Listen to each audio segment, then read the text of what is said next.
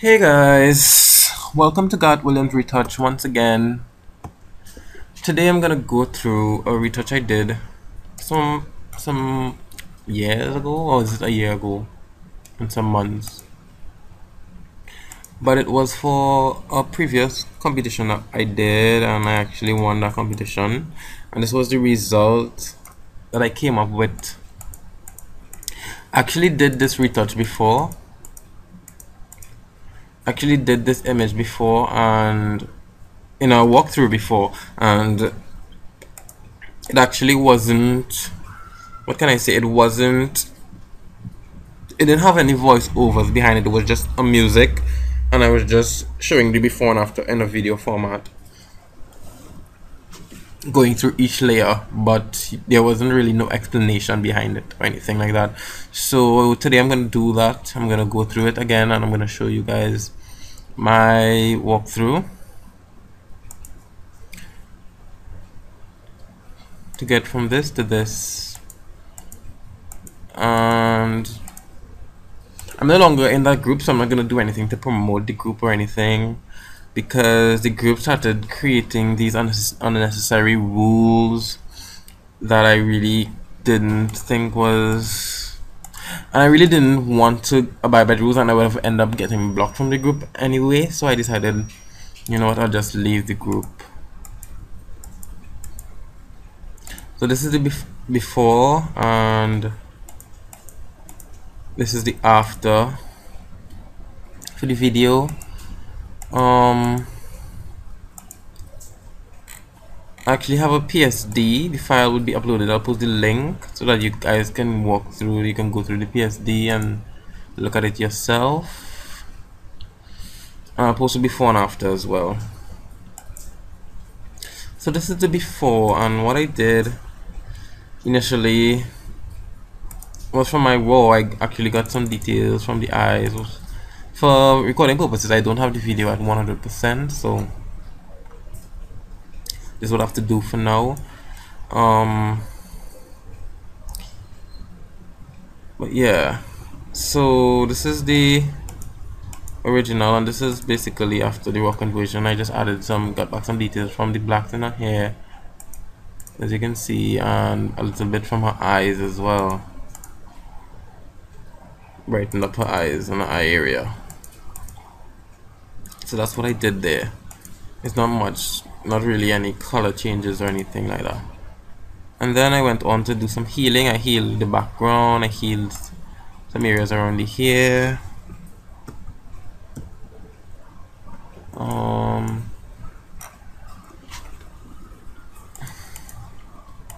Yeah, that's basically it. All the little details in her hair. Make sure it's the hairs that call your eye. Those are the hairs that I healed, not all. I didn't remove this piece of hair and this piece of hair, because I would have just completely changed the image. Did I mention for recording purposes, the image size is not 100%, is not 300 resolution, sorry.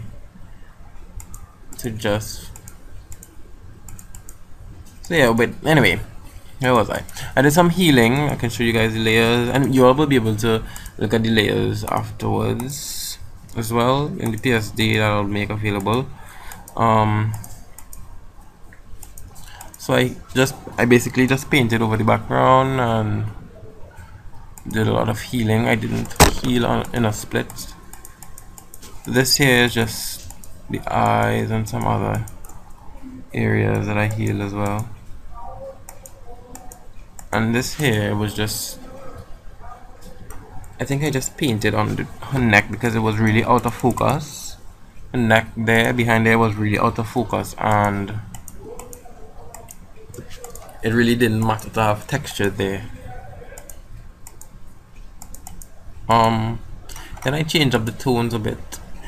I had a vision for the image, so basically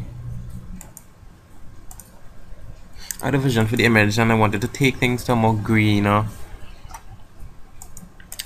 field, green and magenta, because the lips were nice and pink. So I wanted to go very dark and more warm and green, and these are the tones I did. This is not the final tones though.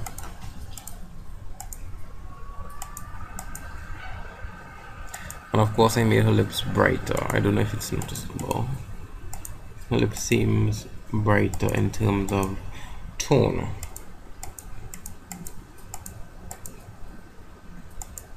Yeah, this was the tones I made. I think what made this image stand out from the rest was the color choices I made rather than the dodging and burning and all that. But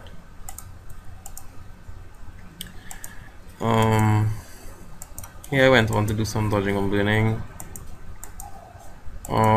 It's a bit dramatic because this is the final dodging and burning for the image, but this is some IHP I did, inverted high pass.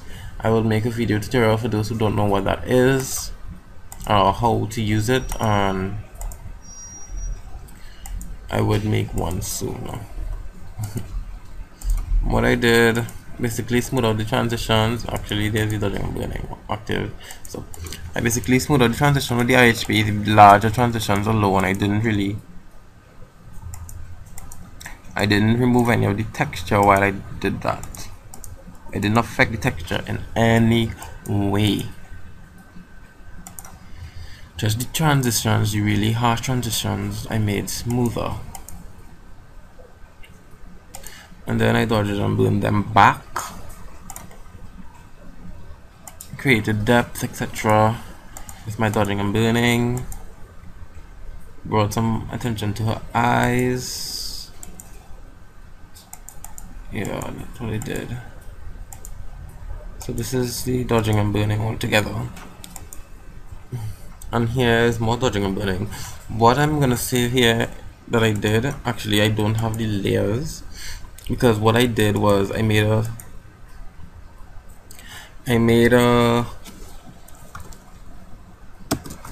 hit Ctrl Shift Alt E, which makes a stamp of what was done before, and I did it in a new layer. So I turned it into a smart object, and these changes that I did here, I had to do it in a completely new PSD,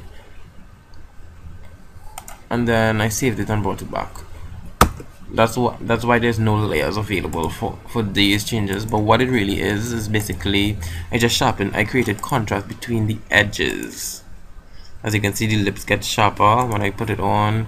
You can see the edges of the nose get sharper, the edges of the lips, the edges get really sharp. Even here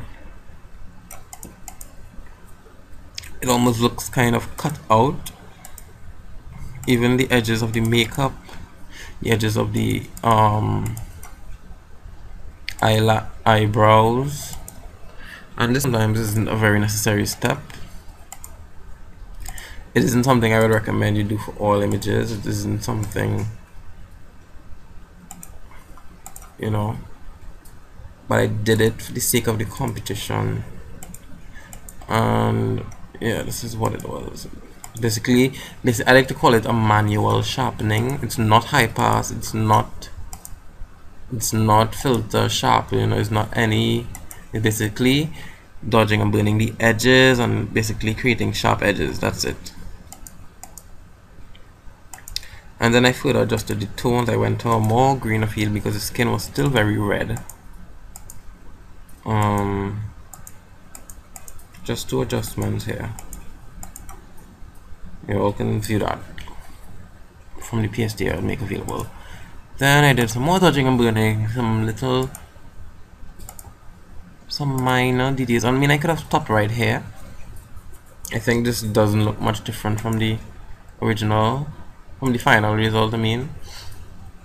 But I went on further, dodged and burn, and I added some highlights of forehead just to bring the attention right here.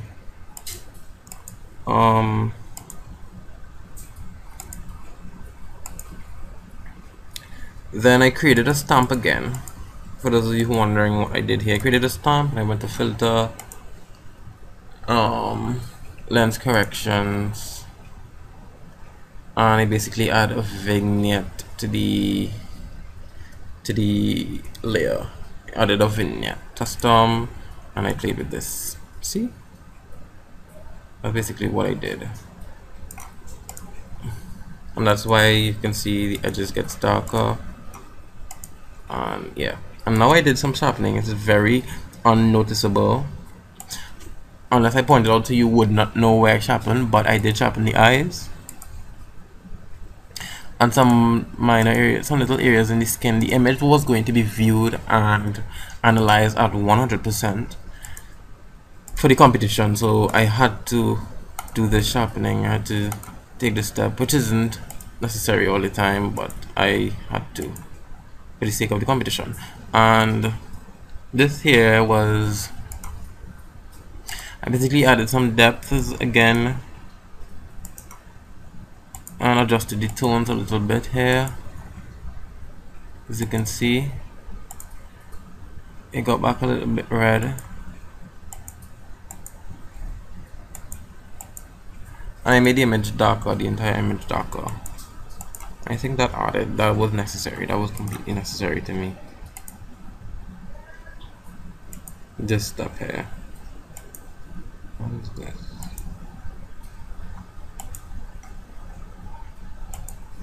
And just some minor detail adjustments from here on. Some very unnoticeable stuff here, but this was for the entire view. Some really minor adjustments that you could barely notice, but hopefully when you see the PSD you can see what was done. Basically some of the contrast was lost around the edges and added contrast to the center, and yeah, I think, yeah, without this the lips would have lost contrast as well, and that's why I had to add the mask and mask out the lips so that the lips remain. So yeah, and then I liquefied, and a lot of people ask me why is I liquefying the end as opposed to the beginning. It's because in the beginning I cannot undo my liquefying, and to make my workflow completely non-destructive I have to liquefy in the end. It's kind of, yeah, I mean, it's kind of like making color adjustments. If I make color adjustments in the beginning, of my workflow, at the end I would not, well, I would be able to change it, but it would make a lot of things, I don't know. Okay, if I make color adjustments in my raw conversion,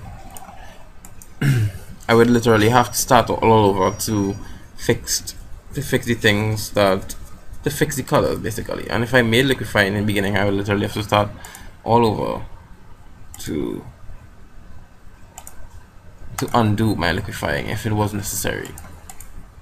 So that's why I do it in the end, and if anything needs fixing in the end when I do it, I just fix it then. But like for if something blurs or something like that, then I would fix it again. But liquefying I did was very subtle, just to straighten up the edges and add a little cheekbone right there, so face is not completely round. Then here I added some contrast, more to the center, right here, and that was basically it. And some minor lip adjustments. I don't know if you could see it, but I just made there, which was a little dark. I made it a little lighter right here, and that was about it. And I mean, it's not really a complex workflow. It was a really simple workflow. Like I said, I think the reason why the image actually stood out in the competition is because of the fact that the color changes I did the image, and I think it's the color that made everything pop, made everything look really nice. Because like I said, I could have stopped retouching a very long time ago, and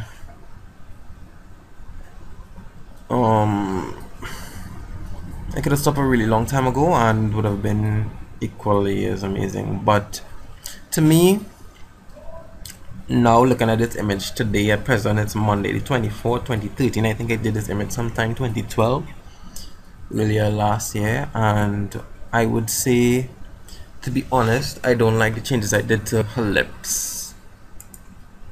I don't like what I did to her lips, the edges of her lips, sorry. I think they look very unrealistic, and as well, I don't like the straight line. I mean, I like the straight line, it's just that it looks unrealistic because that's not how. I should have added a shadow beneath the eyebrow. Sorry, that's what I want to say. Should have added a shadow right there so it's not as sharp beneath the eyebrow because it looks very digital. And anything else? I would say, okay, that's just about it. Maybe the eyes are a bit too sharp, but I like it. I think that was my intentions for this image. So I don't, some people may say it's a bit too sharp, some people would like it as it is, but I think the image was, I mean, the color tones was really nice and stuff. The also, what else? Oh, some questions that people have asked me since I did this image before, and I told you guys that I did it before. But some questions people tend to ask is, why didn't I fix the eyeliner? And I mean, this is the before and this is the after, and to me the eyeliner does not look like it was supposed to be on the edge of the line. I think that was the intention, for it to be over my eyes like this and off of the eyeliner, because look how far off it is, you know what I mean? So I don't think it was it was meant to be on her eyes. So I mean, I'm not the makeup artist, so I did not see it necessary to pull it all the way down. I thought it was intentionally that way. What I did fix it the way I'm supposed to by making it completely straight and making it perfect, but I wasn't gonna pull it down or anything like that, sorry. And I still think it looks good that way. But if you guys have any questions or any tutorials you would like me to do, feel free to leave me a message here, or you can go to my Facebook page. I'm sure you can find that somewhere. If you do some looking up, you can type in my name on Google, or you can go into Facebook, type in Garth Williams Retouch, or Garth Williams Retoucher. You can go to http://garth Williams Retouch, and you would find me there. Feel free. I am now offering to my services one-on-one what can I say, one-on-one retouching workshops, basically via Skype, or any other means that you guys might think is better. But right now I think Skype is the best option, and you can check my info. You can message me for rates about that. It's not free, sorry. You get 2 hours of me teaching you about retouching, or teaching you some things you may not know, or maybe helping you advance a little bit better. One-on-one on Skype with me, anytime, any day of the week, as long as you message me before and you let me know what's up. You can add me to Skype, Feathered Pixels.